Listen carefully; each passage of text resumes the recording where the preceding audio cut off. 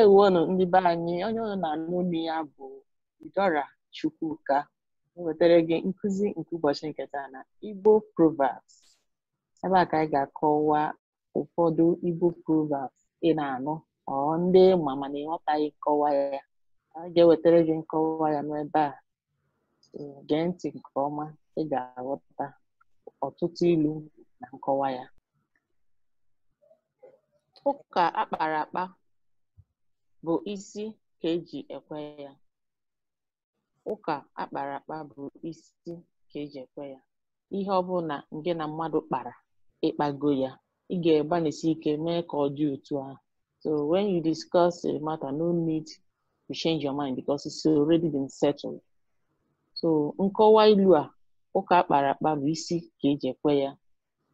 When you agree on something, you don't need to change your mind. Okay? Daalụ. Agbịsị gbaa otule ọmụrụ akọ. Agbịsị gbaa otule ọmụrụ akọ. So agbịsị bụ black ant, okay, n'Igbo. Otule buttocks, okay? And ịmụ akọ is to be wise. So gịnị ka ilu a pụtara? When the black ant bites the buttock learns its lesson, okay? And in English, a similar proverb will be once bitten, twice shy, okay? Agbịsị gbaa otule ọmụrụ akọ. So when something happens before you learn your lesson, so the second time you will make the same mistakes. Agbịsị gbaa otule ọmụrụ akọ. Ilu nke anọ, onye ihe ọma mere adịghị aza ọzọ emena. Onye ihe ọma mere, when good thing happens to you, you will like it to happen over and over again. So ọzọ emena in this context means affliction should not rise for the second time. That is the meaning of this Igbo name, ọzọ emena. So when a good thing happens to you, you wouldn't like to answer that ọzọ emena because you like the good thing to keep happening. So onye ihe ọma mere adịghị azọ ọzọ emena. When something good happens, you want it to happen again and again. Anya bụ nkọwa ilu a. Okay. Daalụ nne.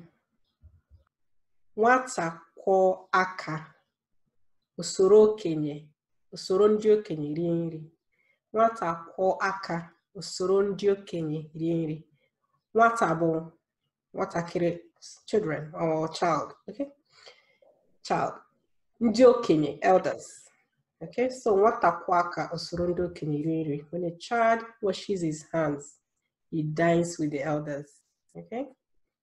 When a child, so when you do your due diligence, you reap the fruits, really. And in the Bible, we have a similar proverb. Seest thou a man diligent in his business, he shall stand before kings. Okay? So when a child washes his hands, he dines with the elders. Anụ gbala taa, echi bụ nta. Anụ gbala taa, echi bụ nta.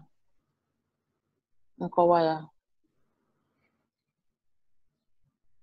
When the literal meaning is when the animal runs away today, tomorrow is hunt day. Mana nkọwa ilu a bụ he who fights and runs away lives to fight another day. Anụ gbala taa, echi bụ nta. He who fights and runs away lives to fight again. Bụ nkọwa ya. Daalụ.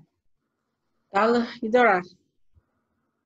Anyị emechala ilu nke taa. Ngwa daalụ o n'asụsụ Igbo ka ọ dị.